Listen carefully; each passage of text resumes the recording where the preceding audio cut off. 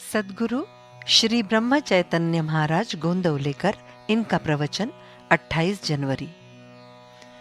अकर्ता होकर नाम स्मरण करें। कुछ न करना, हम कुछ कर रहे हैं या हमें कुछ करना है, ऐसा लगते रहना ही परमार्थ है। किंतु खाली बैठे रहना जेल में बड़ी सजा मानी जाती है।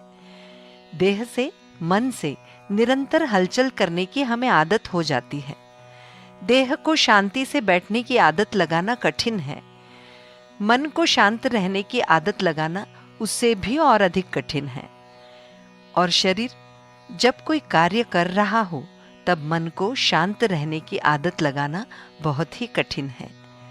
वास्तव में मन को शांति चाहिए, किंतु शांति प्राप्त करने के लिए साधना करनी चाहिए, अर्थात प्रयत्न करना बहुत जरूरी है। मन अस्वस्थ या अशांत क्यों होता है? हम इसके कारण ढूंढेंगे। पहला कारण, हमारी इच्छा के अनुकूल कार्य ना होना। दूसरा कारण, अपने भले बुरे कर्मों का स्मरण होना। और तीसरा कारण है कल की चिंता करना। हर कोई चाहता है कि अपनी इच्छा के अनुकूल कार्य हो। सभी तुम्हारी इच्छा के अनुकूल कार्य कैसे करेंगे? तुम्हारी इच्छा के विरुद्ध तो बातें होंगी ही। यदि तुम चाहते हो कि मन स्वास्थ्य न बिगड़े तो तुम इच्छा ही न होने का प्रयत्न करो। ऐसी बुद्धि ही न रखो कि हमें कोई वस्तु मिले। लोभ छोड़ो, लोगों से अपेक्षा करना छोड़ो। अभिमान रहित होकर कर्म किया जाए। प्रयत्न करने पर भी सफलता हासिल नहीं होती तो दुख होता है, स्वास्थ्य ठीक नहीं रहता। यदि हम ऐसा समझें कि मैंने ये कार्य किया ही नहीं तो दुख क्यों होगा? प्रयत्न करने पर जो कुछ कार्य होता है वो राम की कृपा से हुआ है, ऐसा कहो। हर बात राम ने की है, ऐसा कहने का मतलब है भगवान के अनुसंधान में निरंतर रहना।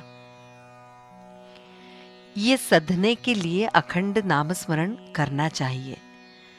जो हुआ, जो हो रहा है और जो होने वाला है, ये भगवान ने हमारी भलाई के लिए ही किया है। हम उसके कर्ता धर्ता नहीं हैं।